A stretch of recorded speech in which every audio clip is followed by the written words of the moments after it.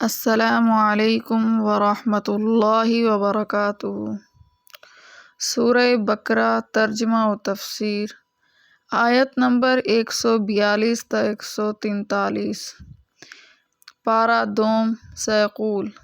اس سے پہلے آپ ہمارے چینل کو سبسکرائب کریں، بیل آئیکن کو پریس کریں، لائک اور شیئر کریں۔ نحمدہ و نصلی علی رسولہ الکریم، اما بعد، فاعوذ باللہ من الشیطان الرجیم، بسم اللہ الرحمن الرحیم۔ سبحانک لا علم لنا الا ما علمتنا انک انت العلیم الحکیم۔ رب اشرح لی صدری ویسر لی امری واحلل عقدۃ من لسانی یفقہوا قولی۔ رب زدنی علما، رب زدنی علما، رب زدنی علما۔ لقد جاءکم رسول من انفسکم عزیز علیہ ما عنتم حریص علیکم بالمؤمنین رؤوف رحیم۔ فإن تولوا فقل حسبی اللہ لا الہ الا ہو علیہ توکلت وہو رب العرش العظیم۔ سيقول السفهاء من الناس ما ولاهم عن قبلتهم التي كانوا عليها قل لله المشرق والمغرب يهدي من يشاء إلى صراط مستقيم۔ اب کہیں گے بے وقوف لوگ کہ کس چیز نے پھیر دیا مسلمانوں کو ان کے قبلے سے جس پر وہ تھے، تو کہ اللہ ہی کا ہے مشرق اور مغرب، چلائے جس کو چاہے سیدھی راہ پر۔ وَكَذَلِكَ جَعَلْنَاكُمْ أُمَّةً وَسَطًا لِتَكُونُوا شُهَدَاءَ عَلَى النَّاسِ وَيَكُونَ الرَّسُولُ عَلَيْكُمْ شَهِيدًا، اور اسی طرح کیا ہم نے تم کو امت معتدل، تاکہ ہو تم گواہ لوگوں پر اور ہو رسولوں پر تم پر گواہی دینے والا۔ وَمَا جَعَلْنَا الْقِبْلَةَ الَّتِي كُنْتَ عَلَيْهَا إِلَّا لِنَعْلَمَ مَن يَتَّبِعُ الرَّسُولَ مِمَّن يَنقَلِبُ عَلَى عَقِبَيْهِ وَإِنْ كَانَتْ لَكَبِيرَةً إِلَّا عَلَى الَّذِينَ هَدَى اللَّهُ وَمَا كَانَ اللَّهُ لِيُضِيعَ إِيمَانَكُمْ إِنَّ اللَّهَ بِالنَّاسِ لَرَءُوفٌ رَحِيمٌ۔ اور نہیں مقرر کیا تھا ہم نے وہ قبیلہ کہ جس پر تو پہلے تھا، مگر اس واسطے کہ معلوم کریں کہ کون تابع رہے گا رسول کا اور کون پھر جائے گا الٹے پاؤں۔ اور بے شک یہ بات بھاری ہوئی مگر ان پر جن کو راہ دکھائی اللہ نے، اور اللہ ایسا نہیں کہ ضائع کرے تمہارا ایمان، بے شک اللہ لوگوں پر بہت شفیق اور نہایت ہی مہربان ہے۔ سيقول السفهاء من الناس ما ولاهم عن قبلتهم التي كانوا عليها قل لله المشرق والمغرب يهدي من يشاء إلى صراط مستقيم۔ اب کہیں گے بے وقوف لوگ کہ کس چیز نے پھیر دیا مسلمانوں کو ان کے قبلے سے جس پر وہ تھے، تو کہ اللہ ہی کافی ہے مشرق اور مغرب کو چلائے جس کو چاہے سیدھی راہ پر۔ اب ہم چلتے ہیں اس کی تفسیر کی طرف۔ اس آیت میں مخالفین کا اعتراض دوبارہ تحویل قبلہ نقل کر کے اس کا جواب دیا گیا ہے۔ اس اعتراض اور جواب سے پہلے قبلے کی حقیقت اور اس کی مختصر تاریخ سن لیجیے، جس سوال و جواب کا سمجھنا آسان ہو جائے گا۔ قبلے کے لفظی معنی ہے سمت، توجہ، یعنی جس طرف رخ کیا جائے۔ یہ ظاہر ہے کہ مومن کا رخ ہر عبادت میں صرف ایک اللہ وحدہ لا شریک کی طرف ہوتا ہے، اور اس کی ذات پاک مشرق و مغرب اور شمال و جنوب کی کندوں اور سمتوں سے بالا تر ہے۔ وہ کسی خاص سمت میں نہیں، اس کا اثر طبعی خاص طور پر یہ ہوتا تھا کہ کوئی عبادت کرنے والا کسی خاص رخ کا پابند نہ ہوتا، جس کا جس طرف جی چاہتا نماز میں اپنا رخ اسی طرف کر لیتا۔ اور ایک ہی آدمی کسی وقت کسی ایک طرف اور کسی وقت کئی طرف رخ کرتا تو وہ بھی بے جا نہ ہوتا، لیکن ایک دوسری حکمت الہیہ اس کے مقتضا ہوئی کہ تمام عبادت گزاروں کا رخ ایک ہی طرف ہونا چاہیے، اور وہ یہ ہے کہ عبادت کی مختلف قسمیں ہیں، بعض انفرادی ہیں، بعض اجتماعی۔ ذکر اللہ اور روزہ وغیرہ انفرادی عبادات ہیں جن کو خلوت میں اور اخفاء کے ساتھ ادا کیا جا سکتا ہے، اور نماز اور حج اجتماعی عبادات ہیں جن کو جماعت و اجتماع اعلان کے ساتھ ادا کیا جاتا ہے۔ ان میں عبادت کے ساتھ مسلمانوں کو اجتماعی زندگی کے آداب کا بتلانا اور سکھانا بھی پیش نظر ہے، اور یہ بھی بالکل ظاہر ہے کہ اجتماعی نظام کا سب سے بڑا بنیادی اصول افراد کثیرہ کی وحدت اور یکجہتی ہے۔ یہ وحدت جتنی زیادہ قوی سے قوی ہوگی اتنا ہی اجتماعی نظام مستحکم اور مضبوط ہوگا۔ انفرادیت اور تشدد اجتماعی نظام کے لیے سم قاتل ہے۔ پھر نقطۂ وحدت متعین کرنے میں ہر قرن ہر زمانے کے لوگوں کے مختلف راہیں رہی ہیں۔ کسی قوم نے نسل اور نسب کو نقطۂ وحدت قرار دیا، کسی نے وطن اور جغرافیائی خصوصیات کو، کسی نے رنگ اور زبان کو۔ لیکن دین الہیہ اور شرائع انبیاء علیہم السلام نے ان غیر اختیاری چیزوں کو نقطۂ وحدت بنانے کے قابل نہیں سمجھا، اور نہ در حقیقت یہ چیزیں ایسی ہیں جو پورے افراد انسانی کو کسی ایک مرکز پر جمع کر سکیں، بلکہ جتنا غور کیا جائے یہ وحدتیں در حقیقت افراد انسانی کو بہت سی کثرتوں میں تقسیم کر ڈالنے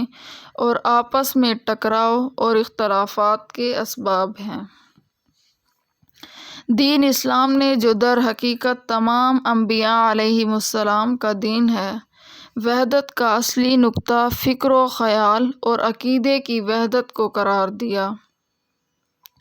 اور کروڑوں خداؤں کی پرستش میں بٹی ہوئی دنیا کو ایک ذات وحدہ لا شریک کی عبادت اور اطاعت کی دعوت دی،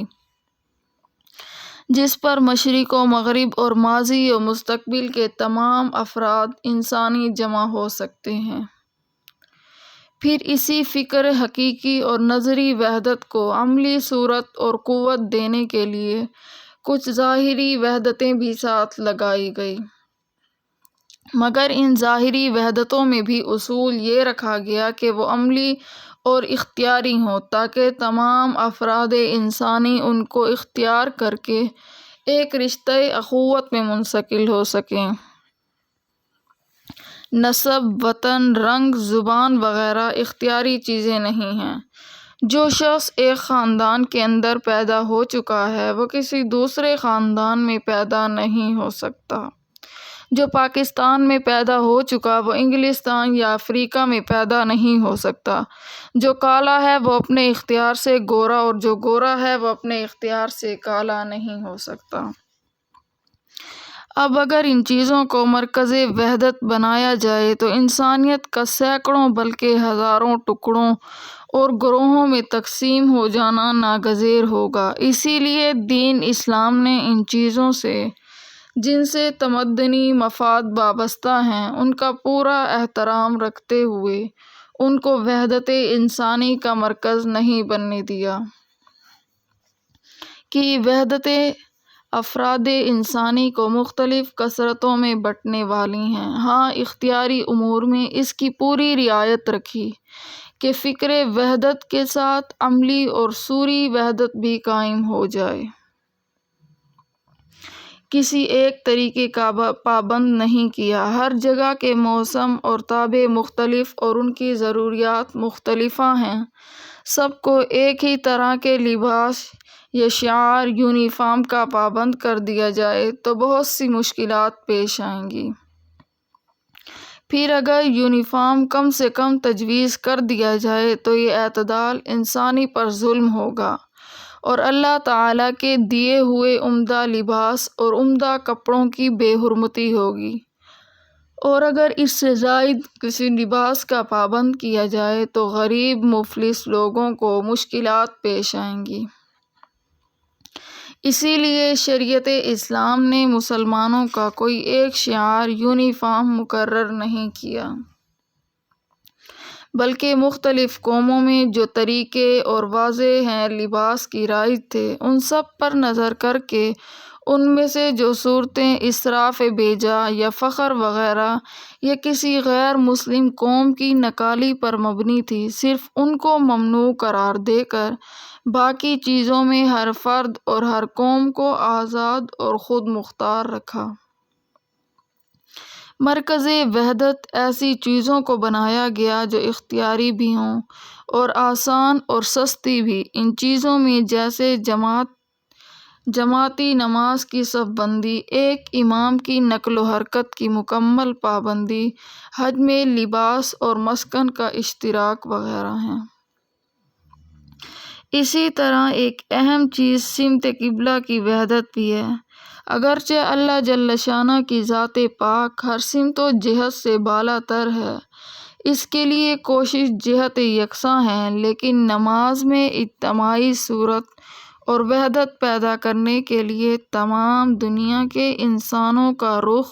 کسی ایک ہی جہت و سمت کی طرف ہونا ایک بہترین اور آسان اور بے قیمت وحدت کا ذریعہ ہے، جس پر سارے مشرق و مغرب اور جنوب و شمال کے انسان آسانی سے جمع ہو سکتے ہیں۔ اب وہ ایک سمت و جہت کون سی ہو جس کی طرف ساری دنیا کا رخ پھیرا جائے، اس کا فیصلہ اگر انسانوں پر چھوڑا جائے تو یہی ایک سب سے بڑی بناء اختلاف و نزاع بن جاتی ہے۔ اسی لیے ضرور تھا کہ اس کا تعین خود حضرت حق تعالیٰ جل شانہ کی طرف سے ہوتا۔ حضرت آدم علیہ السلام کو دنیا میں اتارا گیا تو فرشتوں کے ذریعے بیت اللہ کعبہ کی بنیاد پہلے ہی رکھ دی گئی تھی۔ حضرت آدم علیہ السلام اور اولاد آدم علیہ السلام کا سب سے پہلا قبلہ یہی بیت اللہ اور خانہ کعبہ بنایا گیا تھا۔ قرآن کریم کا ارشاد ہے، إِنَّ أَوَّلَ بَيْتٍ وُضِعَ لِلنَّاسِ لَلَّذِي بِبَكَّةَ مُبَارَكًا وَهُدًى لِّلْعَالَمِينَ۔ سب سے پہلا گھر جو لوگوں کے لیے بنایا گیا وہ گھر ہے جو مکہ میں ہے، برکت والا، ہدایت والا، جہاں والوں کے لیے سکون ہے۔ نوح علیہ السلام تک سب کا قبلہ یہی بیت اللہ تھا۔ طوفان نوح کے وقت پوری دنیا غرق ہو کر تباہ ہو گئی، بیت اللہ کی عمارت بھی منہدم ہو گئی، اور ان کے بعد حضرت ابراہیم خلیل اللہ علیہ السلام اور اسماعیل علیہ السلام نے دوبارہ بحکم خداوندی بیت اللہ کی تعمیر کی، اور یہی ان کا اور ان کی امت کا قبلہ رہا۔ اس کے بعد انبیاء بنی اسرائیل کے لیے بیت المقدس کو قبلہ قرار دیا گیا۔ ابو العالی انبیاء سابقین جو بیت المقدس میں نماز پڑھتے تھے وہ بھی عمل ایسا کرتے تھے کہ صخرہ بیت المقدس بھی سامنے رہے اور بیت اللہ بھی۔ خاتم الانبیاء محمد مصطفیٰ صلی اللہ علیہ وسلم پر جب نماز فرض کی گئی تو بقول بعض علماء کے ابتداً آپ کا قبلہ آپ صلی اللہ علیہ وسلم کے جد امجد حضرت ابراہیم خلیل اللہ علیہ السلام کا قبلہ یعنی خانہ کعبہ ہی قرار دیا گیا۔ مکہ مکرمہ سے ہجرت کرنے اور مدینہ طیبہ میں قیام کرنے کے بعد اور بعض روایات کے اعتبار سے ہجرت مدینہ سے کچھ پہلے آپ صلی اللہ علیہ وسلم کو اللہ تعالیٰ کی طرف سے یہ حکم ہوا کہ آپ صلی اللہ علیہ وسلم بیت المقدس کو اپنا قبلہ بنائیں۔ صحیح بخاری کی روایت کے مطابق رسول اللہ صلی اللہ علیہ وسلم نے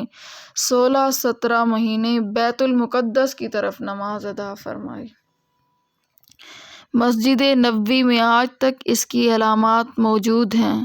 جہاں کھڑے ہو کر آپ صلی اللہ علیہ وسلم نے بیت المقدس کی طرف نمازیں ادا فرمائی۔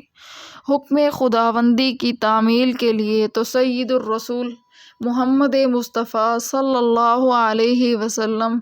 سرتاپا اطاعت تھے اور حکم خداوندی کے مطابق نمازیں بیت المقدس کی طرف ادا فرما رہے تھے، لیکن آپ صلی اللہ علیہ وسلم کی طبعی رغبت اور دلی خواہش یہی تھی کہ آپ صلی اللہ علیہ وسلم کا قبلہ پھر وہی آدم علیہ السلام اور ابراہیم علیہ السلام کا قبلہ قرار دے دیا جائے، اور چونکہ عادت اللہ یہی ہے کہ وہ اپنے مقبول بندوں کی مراد اور خواہش و رغبت کو پورا فرماتے ہیں۔ رسول اللہ صلی اللہ علیہ وسلم کو بھی یہ امید تھی کہ آپ صلی اللہ علیہ وسلم کی تمنا پوری کی جائے گی، اور اسی لیے انتظار وحی میں آپ صلی اللہ علیہ وسلم بار بار آسمان کی طرف نظریں اٹھا کر دیکھتے تھے۔ اسی کا بیان قرآن کی اسی آیت میں ہے، قَدْ نَرَىٰ تَقَلُّبَ وَجْهِكَ فِي السَّمَاءِ فَلَنُوَلِّيَنَّكَ قِبْلَةً تَرْضَاهَا فَوَلِّ وَجْهَكَ شَطْرَ الْمَسْجِدِ الْحَرَامِ۔ ہم دیکھ رہے ہیں آپ صلی اللہ علیہ وسلم کا بارہا آسمان کی طرف نظر اٹھانا، سو ہم آپ صلی اللہ علیہ وسلم کا قبلہ وہی بدل دیں گے جو آپ صلی اللہ علیہ وسلم کو پسند ہے۔ اسی لیے آئندہ آپ صلی اللہ علیہ وسلم نماز میں اپنا رخ مسجد حرام کی طرف کیا کریں۔ اس آیت میں رسول اللہ صلی اللہ علیہ وسلم کی تمنا کا اظہار فرما کر اس کو پورا کرنے کا حکم دے دیا گیا ہے کہ آئندہ آپ صلی اللہ علیہ وسلم مسجد حرام کی طرف رخ کیا کریں۔ یہاں ایک فقہی نکتہ ہے، یہ بھی قابل ذکر ہے کہ اس آیت میں کعبہ یا بیت اللہ کے بجائے لفظ مسجد حرام کا استعمال فرمایا گیا ہے، جس میں اشارہ ہے کہ بلاد بعیدہ کے رہنے والوں کے لیے یہ ضروری نہیں کہ عین بیت اللہ کی محاذات پائی جائے، بلکہ سمت بیت اللہ کی طرف رخ کر لینا کافی ہے۔ جو شخص مسجد حرام میں موجود ہے یا کسی قریبی پہاڑ پر بیت اللہ کو سامنے دیکھ رہا ہے، اس کے لیے خاص بیت اللہ ہی کی طرف رخ کرنا ضروری ہے۔ اگر بیت اللہ کی کوئی چیز بھی اس کے چہرے کے محاذات میں نہ آئی تو اس کی نماز نہیں ہوتی، بخلاف ان لوگوں کے کہ جن کے سامنے بیت اللہ نہیں،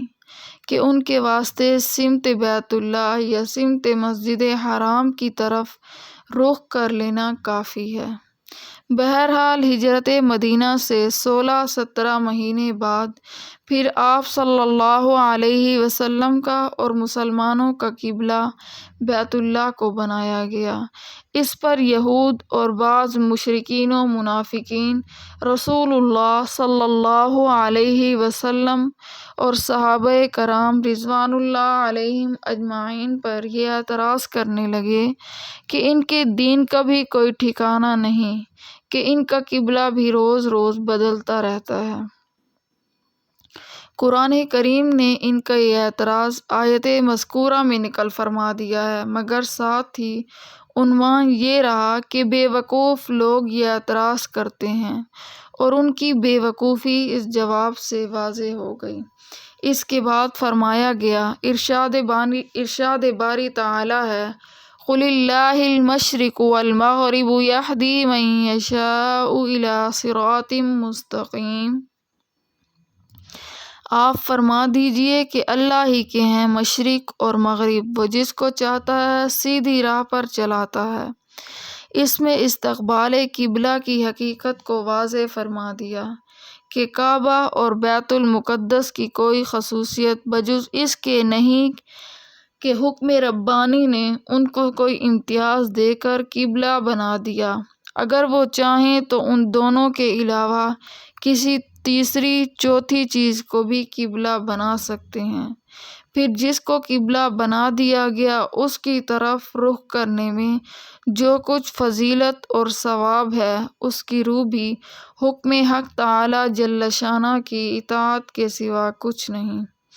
جو بانی کعبہ حضرت ابراہیم علیہ السلام کی ملت کا بنیادی اصول ہے۔ اور اسی لیے دوسری آیت میں اور زیادہ واضح فرمایا، لَيْسَ الْبِرَّ أَن تُوَلُّوا وُجُوهَكُمْ قِبَلَ الْمَشْرِقِ وَالْمَغْرِبِ وَلَكِنَّ الْبِرَّ مَنْ آمَنَ بِاللَّهِ۔ اس میں ذاتی کوئی نیکی اور ثواب نہیں کہ تم مشرق کی طرف رخ کرو یا مغرب کی طرف، لیکن نیکی اللہ پر ایمان لانے اور اس کی اطاعت کرنے میں ہے۔ اور ایک آیت میں فرمایا، فَأَيْنَمَا تُوَلُّوا فَثَمَّ وَجْهُ اللَّهِ،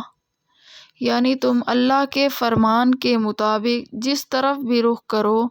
اللہ تعالیٰ کی توجہ اسی طرف پاؤ گے۔ ان آیات نے قبلہ اور استقبال قبلہ کی حقیقت کو بھی واضح فرما دیا کہ اس میں ان مقامات کی کوئی ذاتی خصوصیت نہیں بلکہ ان میں فضیلت پیدا ہونے کا سبب ہے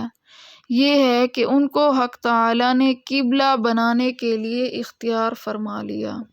اور اس کی طرف رخ کرنے میں ثواب کی وجہ بھی صرف یہی ہے کہ حکم ربانی کی اطاعت ہے۔ اور شاید رسول اللہ صلی اللہ علیہ وسلم کے لیے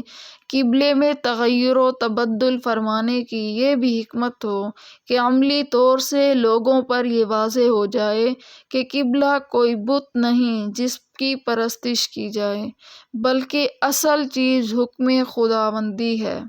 وہ بیت المقدس کی طرف رخ کرنے کا آ گیا تو اس کی تعمیل کی، پھر جب کعبہ کی طرف رخ کرنے کا حکم مل گیا تو اسی کی طرف رخ کرنا عبادت ہو گیا۔ اس کے بعد والی آیت میں خود قرآن کریم نے بھی اس حکمت کی طرف اشارہ کیا ہے جس میں فرمایا گیا ہے، وَمَا جَعَلْنَا الْقِبْلَةَ الَّتِي كُنْتَ عَلَيْهَا إِلَّا لِنَعْلَمَ مَن يَتَّبِعُ الرَّسُولَ مِمَّن يَنقَلِبُ عَلَىٰ عَقِبَيْهِ، یعنی جس قبلے پر آپ صلی اللہ علیہ وسلم پہلے رہ چکے ہیں اس کو قبلہ بنانا تو محض اس بات کو ظاہر کرنے کے لیے تھا کہ کون رسول اللہ صلی اللہ علیہ وسلم کا اتباع کرتا ہے اور کون پیچھے ہٹ جاتا ہے۔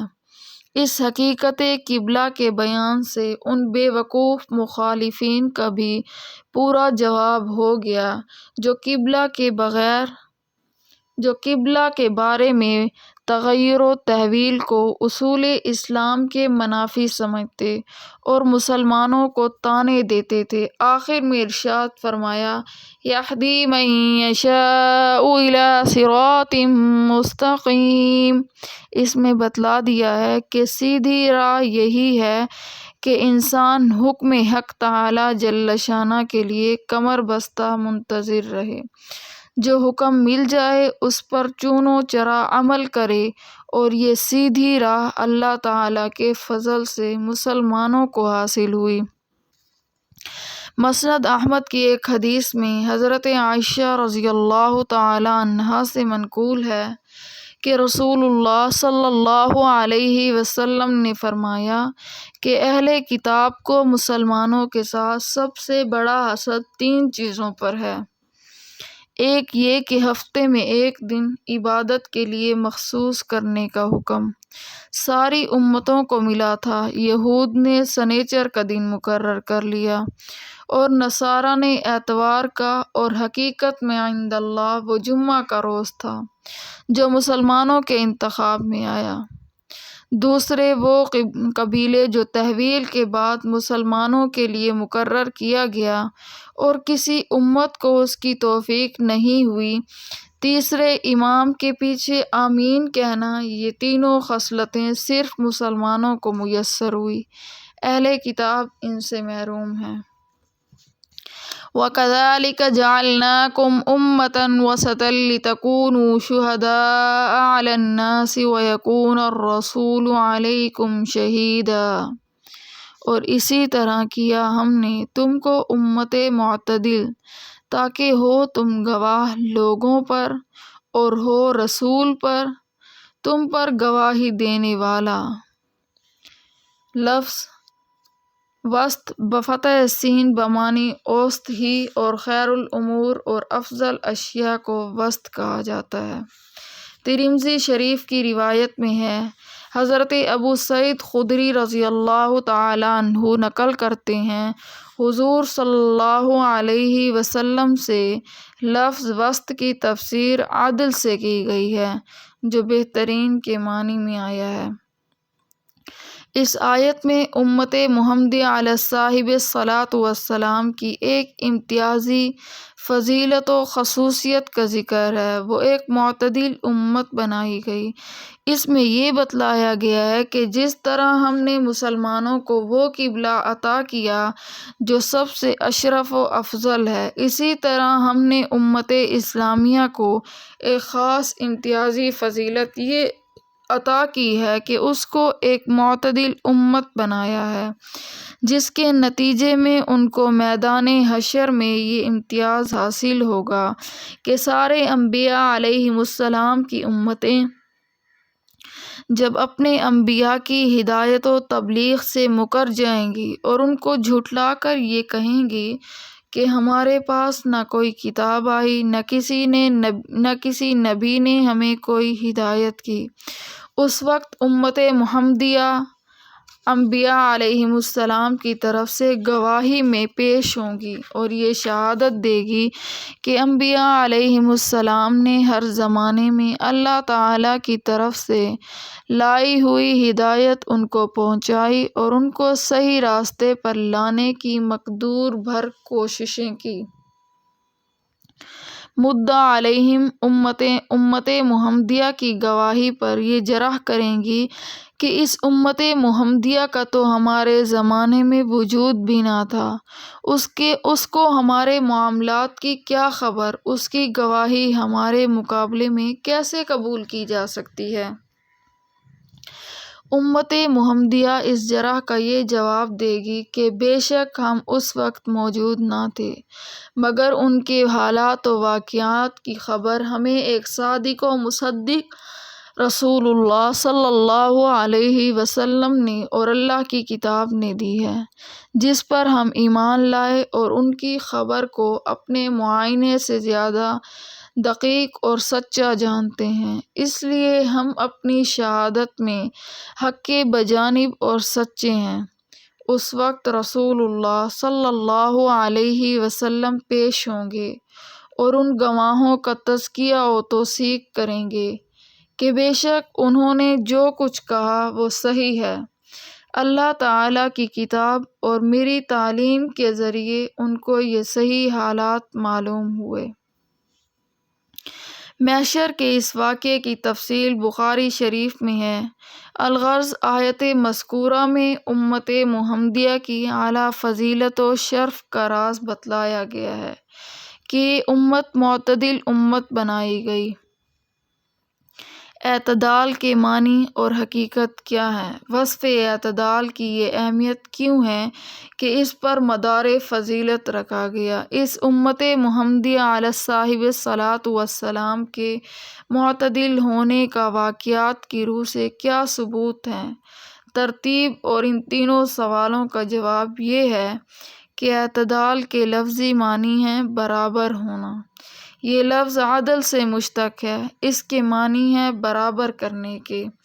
وصف اعتدال کی یہ اہمیت کہ اس کو انسانی شرف و فضیلت کا معیار قرار دیا گیا ہے، ذرا تفصیل طلب ہے کہ اس کو پہلے ایک محسوس مثال سے دیکھیے۔ دنیا کے جتنے نئے اور پرانے طریقے جسمانی صحت و علاج کے لیے جاری ہیں، طب یونانی، ویدک، ایلوپیتھک، ہومیوپیتھک وغیرہ، سب کے سب اس پر متفق ہیں کہ بدن انسانی کی صحت اعتدال مزاج ہے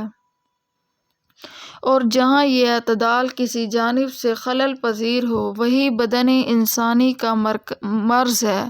خصوصاً طب یونانی کا تو بنیادی اصول ہی مزاج کی پہچان پر موقوف ہے۔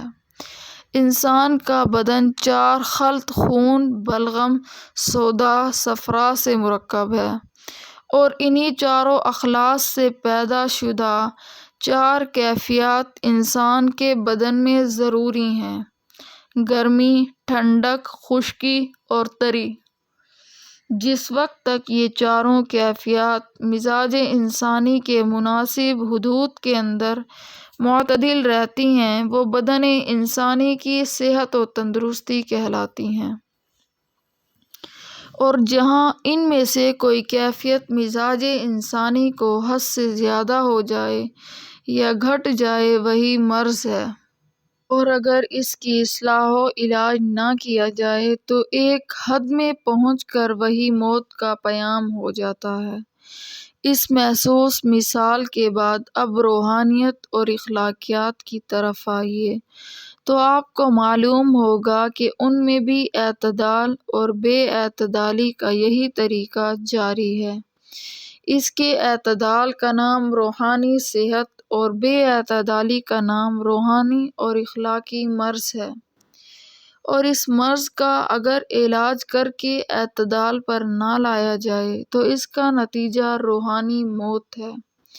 اور یہ بھی کسی صاحب بصیرت انسان پر مخفی نہیں کہ جو ہر انسانیت جس کی وجہ سے انسانی ساری مخلوقات کا حاکم اور مخدوم قرار دیا گیا وہ اس کا بدن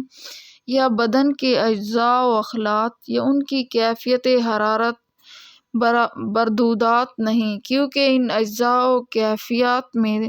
تو دنیا کے سارے جانور سبھی انسانیت کے ساتھ شریک بلکہ انسانیت سے زیادہ حصہ رکھنے والے ہیں۔ جوہر انسانیت جس کی وجہ سے انسان اشرف المخلوقات اور آقائے کائنات مانا گیا ہے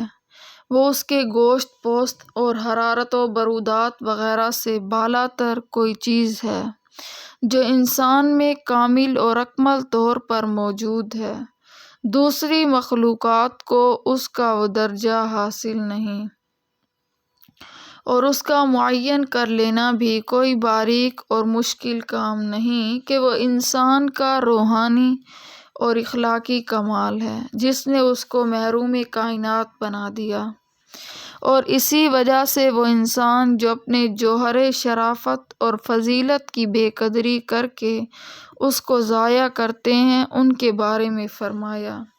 اور جب یہ معلوم ہو گیا کہ انسان کا جوہر شرافت اور مدار فضیلت پر اس کے روحانی اور اخلاقی کمالات ہیں، یہ پہلے معلوم ہو چکا ہے کہ بدن انسانی کی طرح روح انسانی بھی اعتدال اور بے اعتدالی کا شکار ہوتی ہے، اور جس طرح بدن انسانی کی صحت اس کے مزاج اور اخلاق کا اعتدال ہے اسی طرح روح کی صحت روح اور اس کے اخلاق کا اعتدال ہے۔ اسی لیے انسان کامل کہلانے کا مستحق صرف وہی شخص ہو سکتا ہے جو جسمانی اعتدال کے ساتھ روحانی اور اخلاقی اعتدال بھی رکھتا ہو۔ یہ کمال تمام انبیاء علیہم السلام کو خصوصیت کے ساتھ عطا ہوتا ہے، اور ہمارے رسول اللہ صلی اللہ علیہ وسلم کو انبیاء علیہم السلام میں بھی سب سے زیادہ یہ کمال حاصل تھا، اسی لیے انسان کامل کے اولین مصداق آپ صلی اللہ علیہ وسلم ہی ہیں۔ اور جس طرح جسمانی علاج معالجہ کے لیے ہر زمانہ اور ہر جگہ ہر بستی میں طبیب اور ڈاکٹر اور دواؤں اور آلات کا ایک محکم نظام حق تعالی نے قائم فرما دیا ہے، اسی طرح روحانی علاج اور قوموں میں اخلاقی اعتدال پیدا کرنے کے لیے انبیاء علیہم السلام بھیجے گئے، ان کے ساتھ آسمانی ہدایات بھیجی گئی، اور بقدر ضرورت مادی طاقتیں بھی عطا کی گئی جن کے ذریعے وہ یہ قانون اعتدال دنیا میں نافذ کر سکیں۔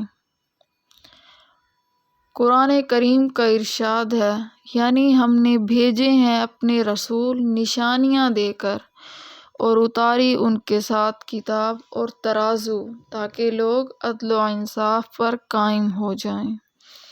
اور ہم نے اتارا لوہا، اس میں سخت لڑائی ہے اور لوگوں کے کام چلاتے ہیں۔ اس میں انبیاء علیہم السلام کے بھیجنے اور ان پر کتابیں نازل کرنے کی حکمت یہاں بتلائی ہے کہ وہ ان کے ذریعے لوگوں میں اخلاقی اور عملی اعتدال پیدا کریں۔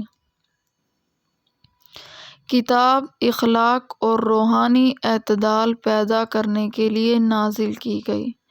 اور ترازو معاملات لین دین میں عملی اعتدال پیدا کرنے کے لیے، اور یہ بھی ممکن ہے کہ ترازو سے مراد ہر پیغمبر کی شریعت ہو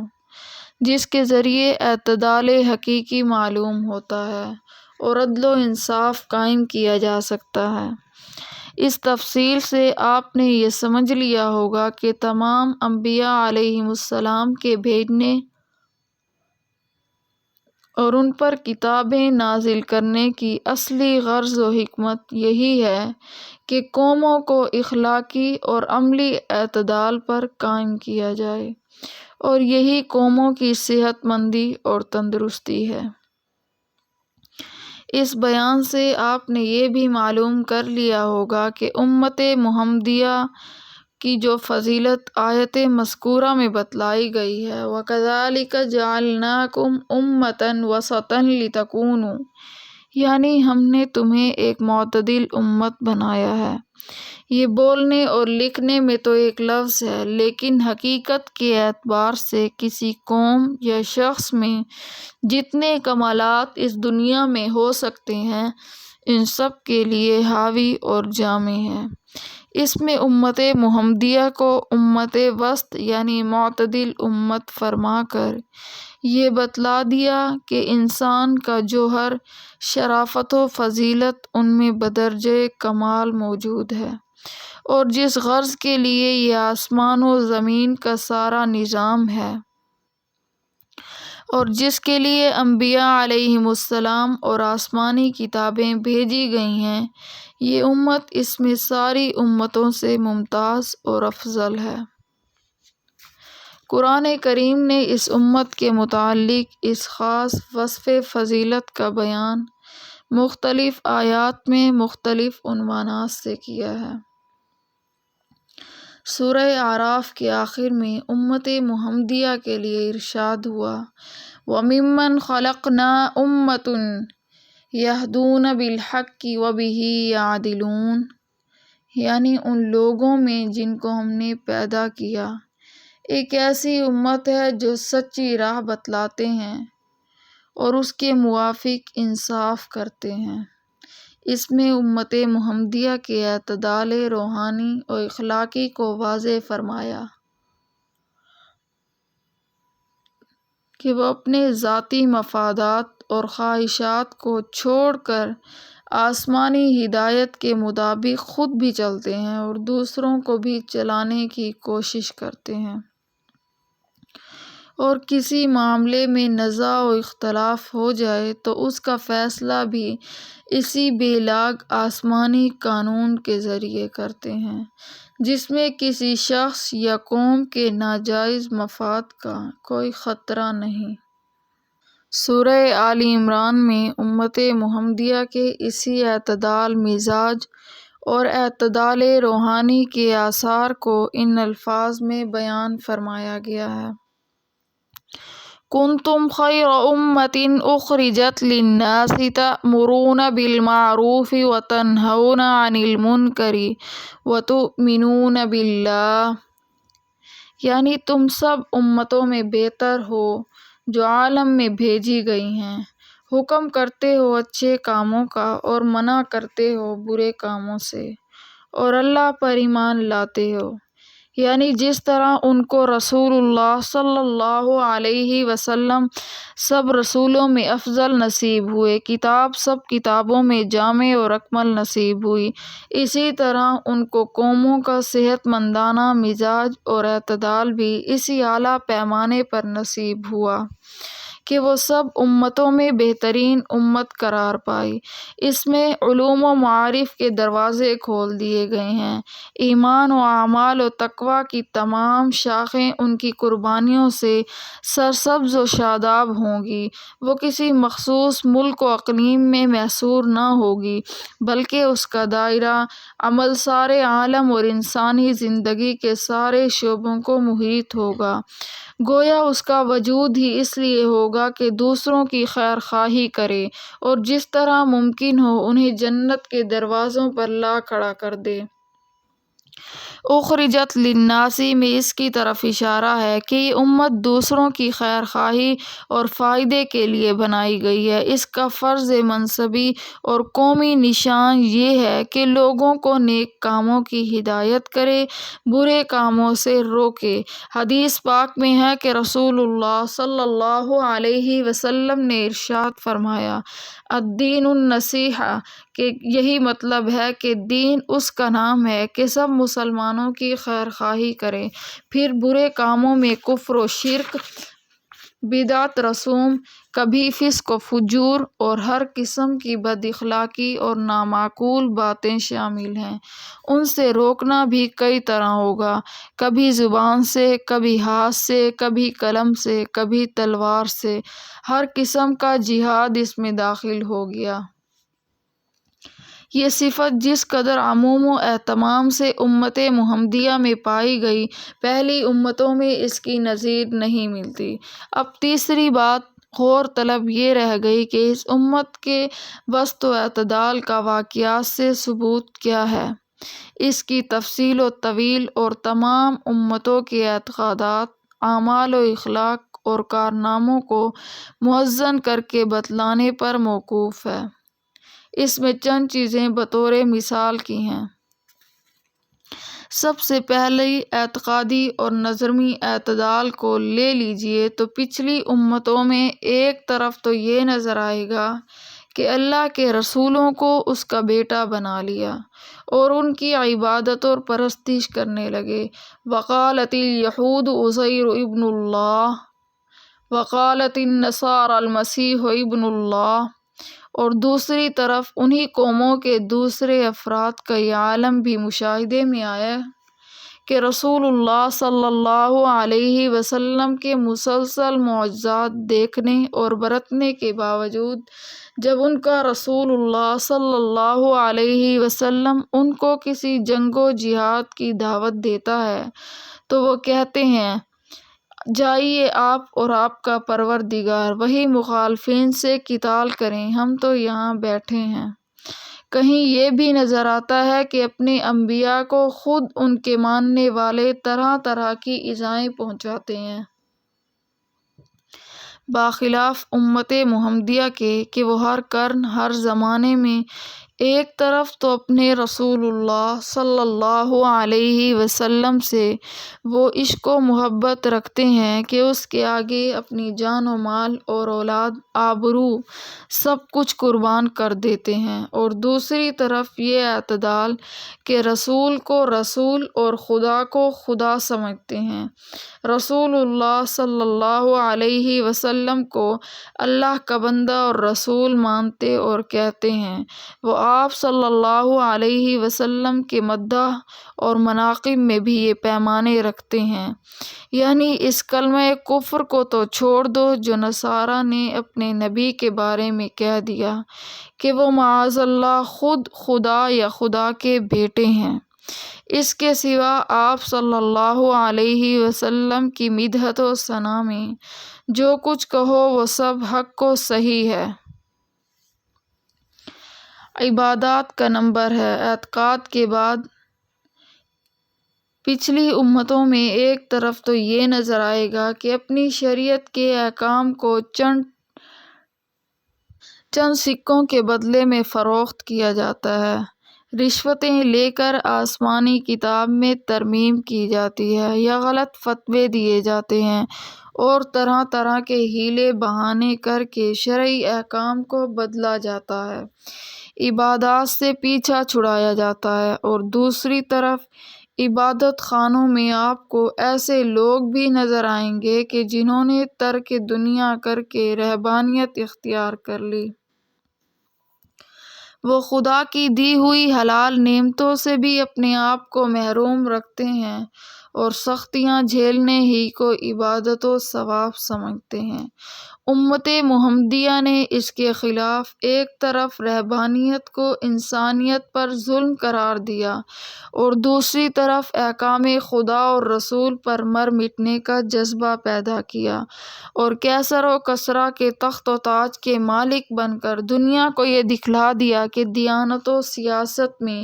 یا دین و دنیا میں برابر نہیں۔ مذہب صرف مسجدوں یا خانقاہوں کے گوشوں کے لیے نہیں آیا بلکہ اس کی حکمرانی بازاروں اور دفتروں پر بھی ہے اور وزارتوں اور عمارتوں پر بھی ہے۔ اس نے بادشاہی میں فقیری کی اور فقیری میں بادشاہی سکھلائی ہے۔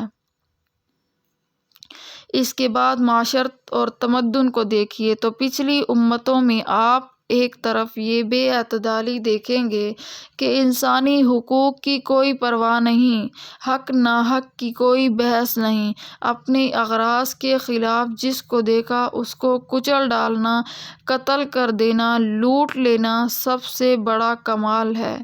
ایک رئیس کی چراگاہ میں کسی دوسرے کا اونٹ گھس گیا اور وہاں کچھ نقصان کر دیا تو عرب کے مشہور جنگجو حرب بسوس مسلسل 100 برس جاری رہی، ہزاروں انسانوں کا خون ہوا، عورتوں کو انسانی حقوق دینا تو دور، زندہ رہنے کی اجازت نہیں دی جاتی، کہیں بچپن ہی میں ان کو زندہ درگور کر دینے کی رسم تھی، کہیں مردہ شوہروں کے ساتھ ستی کر کے جلا ڈالنے کا رواج تھا۔ اسی کے بالمقابل دوسری طرف یہ سفیہانہ رحم دلی کہ کیڑوں مکوڑوں کے ہتیا کو حرام سمجھیں، جانوروں کے ذبح کو حرام قرار دیں، خدا کے حلال کیے ہوئے جانوروں کے گوشت پوست سے نفع اٹھانے کو ظلم سمجھیں۔ امت محمدیہ اور اس کی شریعت نے ان سب بے اعتدالیوں کا خاتمہ کیا۔ ایک طرف انسان کو انسان کے حقوق بتلائے اور نہ صرف صلح و دوستی کے وقت بلکہ عین میدان جنگ میں مخالفین کے حقوق کی حفاظت سکھلائی، عورتوں کو مردوں کی طرح حقوق عطا فرمائے اور دوسری طرف ہر چیز کی حد مقرر فرمائی جس سے آگے بڑھنے اور پیچھے رہنے کو جرم قرار دیا اور اپنے حقوق کے معاملے میں درگزر اور چشم پوشی کا سبق سکھلایا، دوسروں کے حقوق کا پورا اہتمام کرنے کے آداب سکھلائے۔ اس کے بعد دنیا کی ہر قوم و ملت میں سب سے اہم مسئلہ معیشت و اقتصادیات کا ہے۔ اس میں بھی دوسری قوموں اور امتوں میں طرح طرح کی بے اعتدالیاں نظر آئیں گی۔ ایک طرف نظام سرمایہ داری جس میں حلال و حرام کی قیود سے اور دوسرے لوگوں کی خوشحالی یا بدحالی سے آنکھیں بند کر کے زیادہ سے زیادہ دولت جمع کر لینا سب سے بڑی انسانی فضیلت سمجھی جاتی ہے، تو دوسری طرف شخصی اور انفرادی ملکیت ہی کو سرے سے جرم قرار دیا جاتا ہے اور غور کرنے سے دونوں اقتصادی نظاموں کا حاصل مال و دولت کی پرستش اور اس کو مقصد زندگی سمجھنا اور اس کے لیے دوڑ و دھوپ ہے۔ امت محمدیہ اور اس کی شریعت نے اس میں بھی اعتدال کی عجیب و غریب صورت پیدا کی کہ ایک طرف تو دولت کو مقصد زندگی بنانے سے منع فرمایا اور انسانی عزت و شرافت یا کسی منصب و عہدے کا مدار اس پر نہیں رکھا، اور دوسری طرف تقسیم دولت کے ایسا پاکیزہ اصول مقرر کیے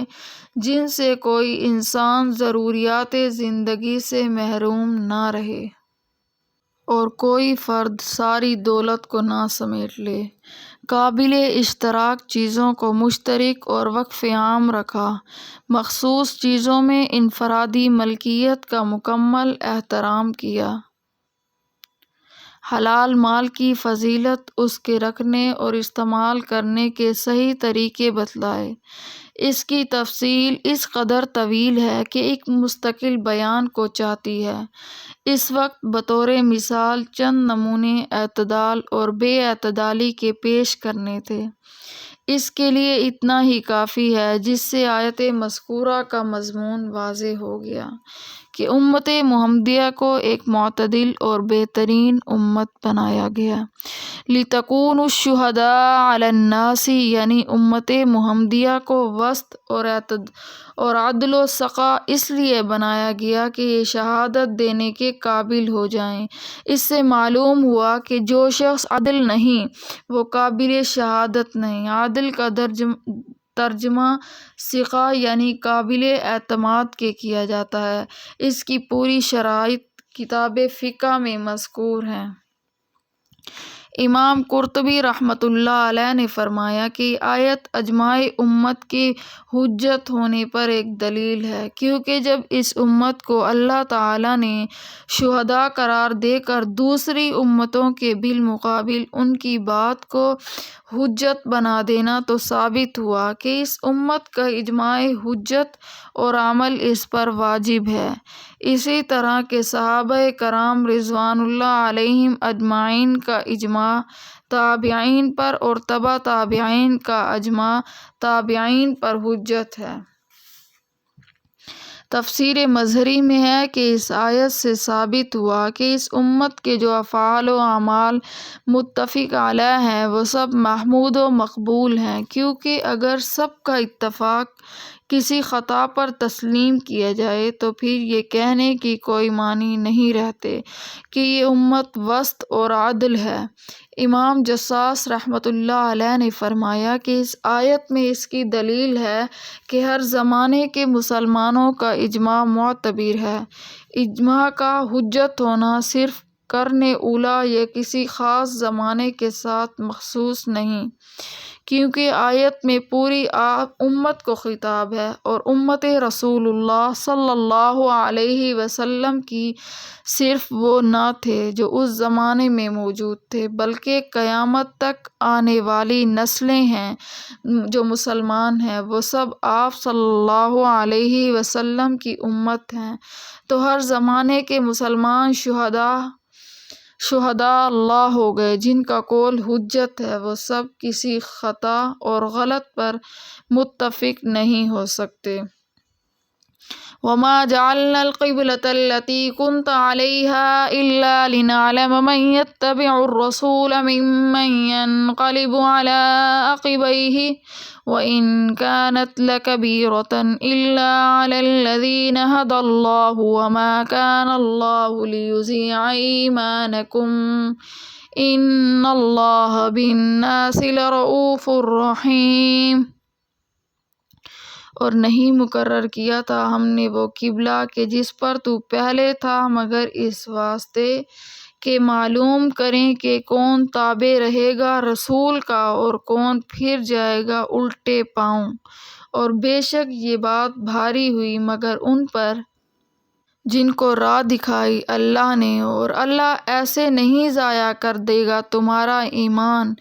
بے شک اللہ لوگوں پر بہت شفیق اور نہایت ہی مہربان ہے۔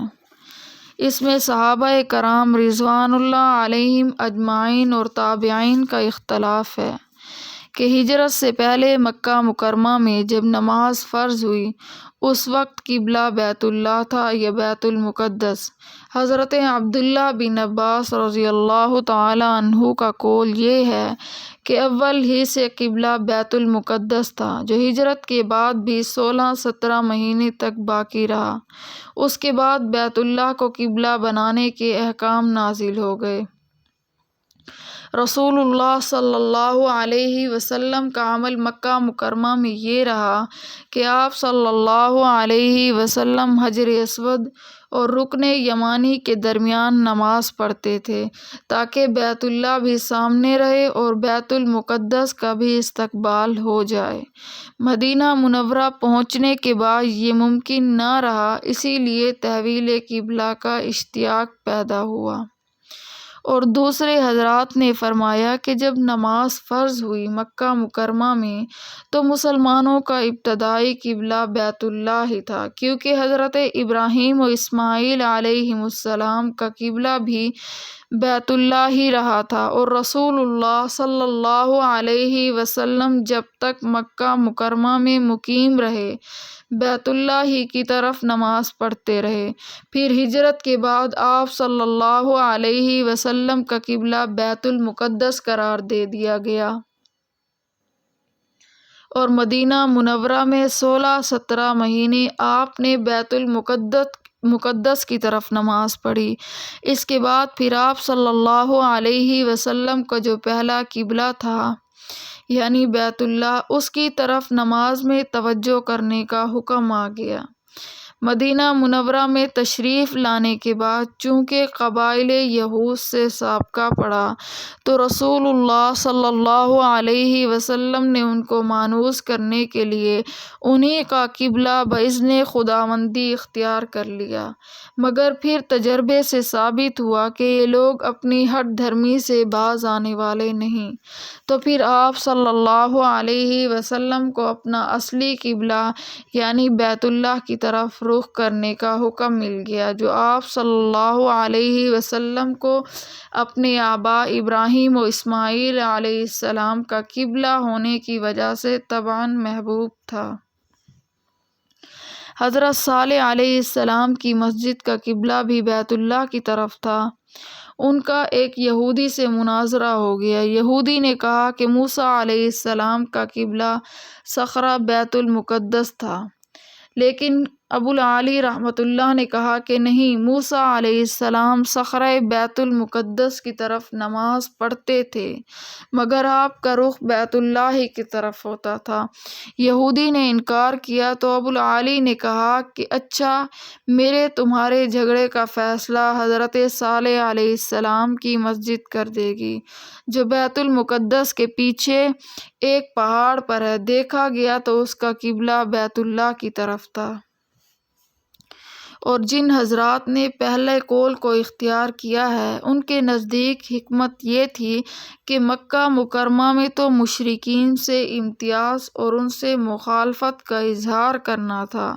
اسی لیے ان کا قبلہ چھوڑ کر بیت المقدس کو قبلہ بنا دیا گیا۔ پھر ہجرت کے بعد مدینہ طیبہ میں یہود و نصارہ سے امتیاز اور ان کی مخالفت کا اظہار مقصود ہوا تو ان کا قبلہ بدل کر بیت اللہ ہی کو قبلہ بنا دیا گیا۔ اس میں بھی مختلف اقوال کی بنا پر آیت مذکورہ کی تفسیر میں بھی اختلاف ہو گیا۔ قبلۃ التی کنت علیہا سے کیا مراد ہے؟ قول اول کی بنا پر اس سے مراد بیت المقدس ہے، جو آپ صلی اللہ علیہ وسلم کا قبلہ اولیٰ تھا، اور قول ثانی کی بنا پر اس سے مراد کعبہ بھی ہو سکتا ہے، کیونکہ وہی آپ صلی اللہ علیہ وسلم کا پہلا قبلہ تھا۔ اور مفہوم آیات کا دونوں صورتوں میں یہ ہے کہ ہم نے تحویل قبلہ کو آپ صلی اللہ علیہ وسلم کا اتباع کرنے والے مسلمانوں کے لیے ایک امتحان قرار دیا ہے، تاکہ ظاہر طور پر بھی معلوم ہو جائے کہ کون آپ صلی اللہ علیہ وسلم کا صحیح فرما بردار ہے اور کون اپنی رائے کے پیچھے چلنا چاہتا ہے۔ چنانچہ تحویل قبلہ کا حکم نازل ہونے کے بعد بعض ضعیف الایمان یا وہ جن کے دلوں میں کچھ نفاق تھا اسلام سے پھر گئے، اور رسول اللہ صلی اللہ علیہ وسلم پر یہ الزام لگایا کہ یہ تو اپنی قوم کی دین کی طرف پھر گئے ہیں۔ قرآن کریم میں کہیں اس کی تصریح نہیں ہے کہ رسول اللہ صلی اللہ علیہ وسلم کو قبل از ہجرت یا بعد ہجرت بیت المقدس کی طرف رخ کرنے کا حکم دیا گیا تھا، بلکہ اس کا ثبوت صرف احادیث اور سنت نبوی سے ہی ہے۔ تو جو چیز سنت کے ذریعے ثابت ہوئی تھی، اس آیت قرآن نے اس کو منسوخ کر کے آپ صلی اللہ علیہ وسلم کا قبلہ بیت اللہ کو بنا دیا گیا۔ اس سے یہ بھی ثابت ہو گیا کہ حدیث رسول بھی ایک حیثیت سے قرآن ہی ہے، اور یہ کہ کچھ احکام وہ بھی ہیں جو قرآن میں مذکور نہیں، صرف حدیث سے ثابت ہیں، اور قرآن ان کی شرعی حیثیت کو تسلیم کرتا ہے، کیونکہ اسی آیت کے اخیر میں یہ بھی مذکور ہے کہ جو نمازیں بامر رسول اللہ صلی اللہ علیہ وسلم بیت المقدس کی طرف پڑھی گئیں، وہ بھی معتبر اور مقبول عند اللہ ہیں۔ بخاری و مسلم کی تمام معتبر کتب حدیث میں متعدد صحابہ کرام رضوان اللہ علیہم اجمعین کی روایت سے منقول ہے کہ جب رسول اللہ صلی اللہ علیہ وسلم پر تحویل قبلہ کا حکم نازل ہوا اور آپ صلی اللہ علیہ وسلم نے عصر کی نماز جانب بیت اللہ پڑھی، اور بعض روایات میں اس جگہ عصر کے بجائے ظہر مذکور ہے، تو بعض صحابہ کرام رضوان اللہ علیہم اجمعین یہاں سے نماز پڑھ کر باہر گئے اور دیکھا کہ قبیلہ بنو سلیم کے لوگ اپنی مسجد میں حسب سابق بیت المقدس کی طرف نماز پڑھ رہے ہیں، تو انہوں نے آواز دے کر کہا کہ اب قبلہ بیت اللہ کی طرف ہو گیا ہے، ہم رسول اللہ صلی اللہ علیہ وسلم کے ساتھ بجانب بیت اللہ نماز پڑھ کر آئے ہیں۔ ان لوگوں نے درمیان نماز ہی میں اپنا رخ بیت المقدس سے بیت اللہ کی طرف پھیر لیا۔ نویلہ بنت مسلم کی روایت میں ہے کہ اس وقت عورتیں جو پچھلی صفوں میں تھیں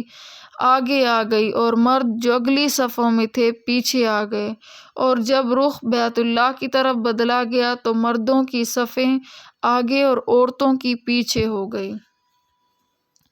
بنو سلیم کے لوگوں نے تو ظہر یا عصر ہی سے تحویل قبلہ کے حکم پر عمل کر لیا، مگر قباء میں یہ خبر اگلے دن صبح کی نماز میں پہنچی، جیسا کہ بخاری و مسلم میں بروایت ابن عمر رضی اللہ تعالی عنہ سے مذکور ہے، اہل قباء نے بھی نماز ہی کے اندر اپنا رخ بیت المقدس سے بیت اللہ کی طرف پھیر لیا۔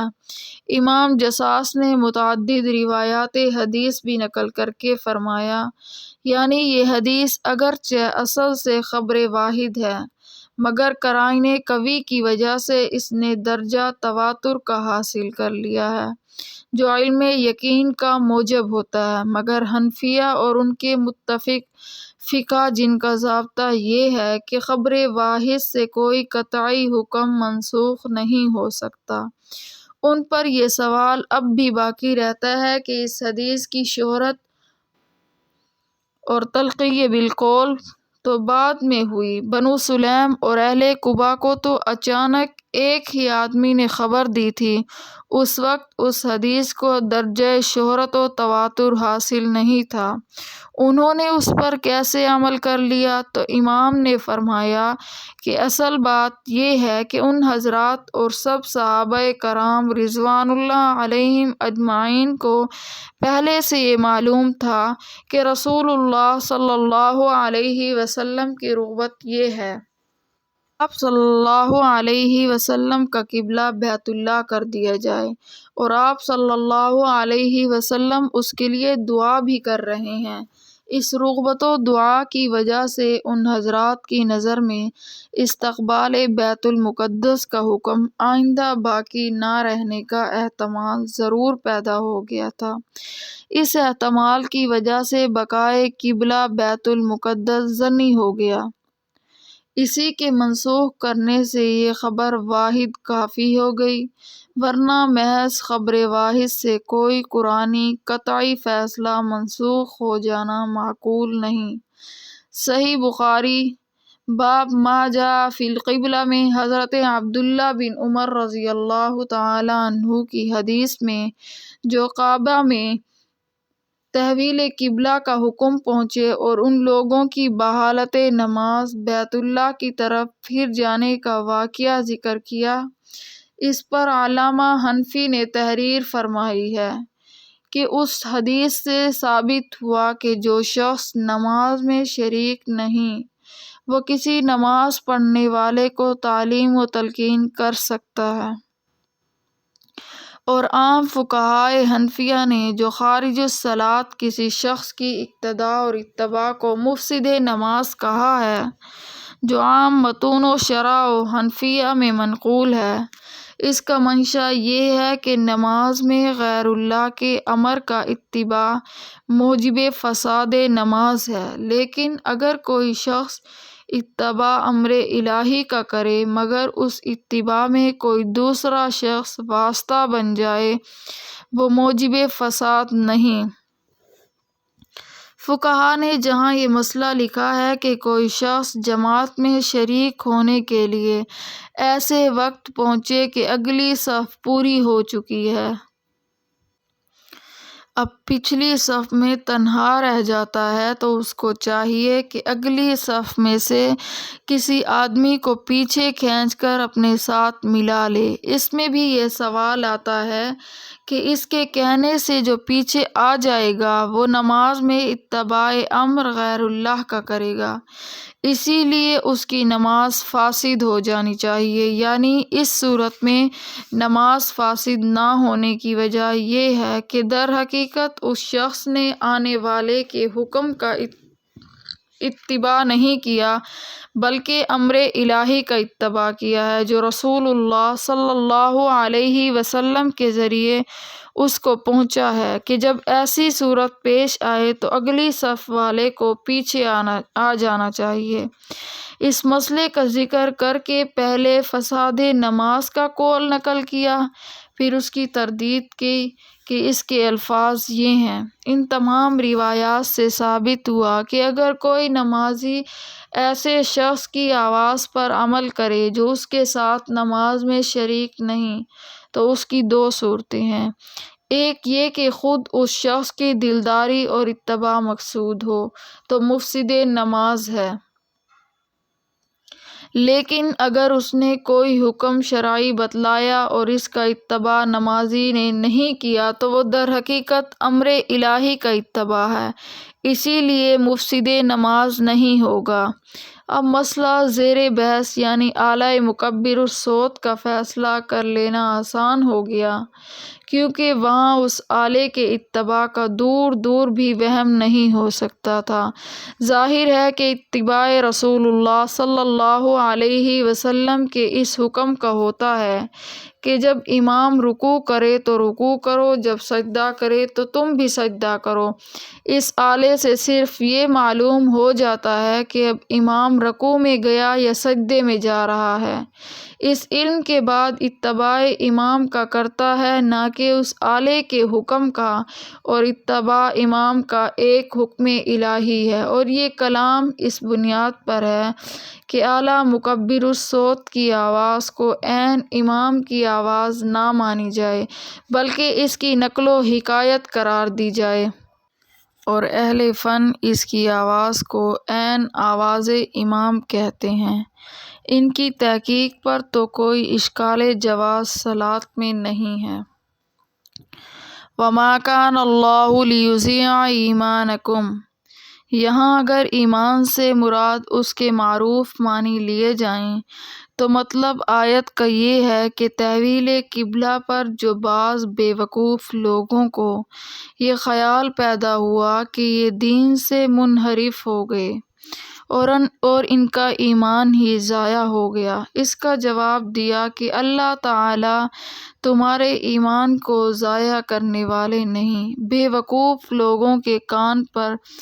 کہنے پر کان نہ دھریں۔ اور بعض روایات حدیث اور اقوال سلف میں اس جگہ ایمان کی تفسیر نماز سے کی گئی ہے، اور معنی یہ ہیں کہ جو نمازیں سابقہ قبلہ بیت المقدس کی طرف پڑھی گئی ہیں اللہ تعالیٰ ان کو ضائع کرنے والا نہیں وہ تو صحیح و مقبول ہو چکی۔ تحویل قبلہ کے حکم کا پچھلی نمازوں پر کوئی اثر نہیں ہوگا۔